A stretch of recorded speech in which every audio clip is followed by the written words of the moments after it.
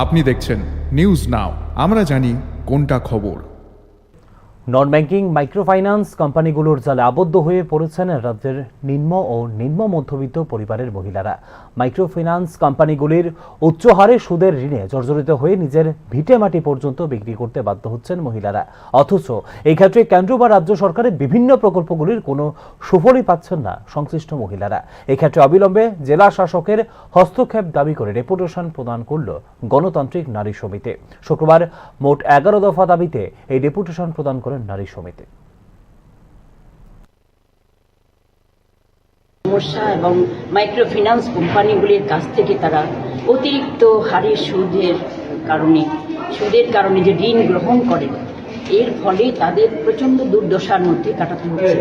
কারণ অতিরিক্ত সুদের কারণে তারা ফেরত দিতে পারে না, সুদ সহ তাদের যে ঋণটা তারা ফেরত দিতে পারে না। তখন দেখা যায় কি, তারা এই ঋণটাকে শোধ করার জন্য আরেকটা মাইক্রোফিন্যান্স কোম্পানি থেকে তারা ঋণ গ্রহণ করে। এতে তাদের জীবনে অর্থনৈতিক সমস্যা প্রচণ্ডভাবে নেমে এসেছে। তারা কেউ দেখা গেছে যে এই ঋণ শোধ করতে গিয়ে আরেকটা ব্যাংক থেকেও নন ব্যাংকিং যে ফিনান্সিয়াল যে কোম্পানিগুলি তাদের কাছ থেকে ঋণ নিচ্ছেন।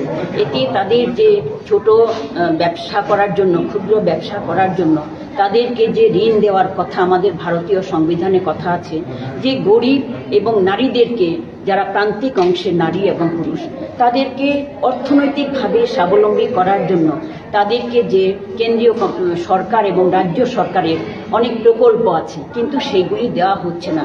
এই জন্য তাদের বাধ্য হয়ে, কারণ ব্যাংক থেকে যদি ঋণ নিতে হয় তাদের জামানত ইত্যাদি লাগে, ফলে তাদের পক্ষে নেওয়া সম্ভব হয় না বা তারা পান না ঋণ। এর ফলে তারা বাধ্য হয়ে মাইক্রোফিন্যান্স কোম্পানিগুলির কাছে যান এবং তাদের অতিরিক্ত সুদ ফেরত দিতে না পেরে তারা নিজের ঘরের জিনিসপত্র বিক্রি করতে বাধ্য হন। এই অবস্থার মধ্যে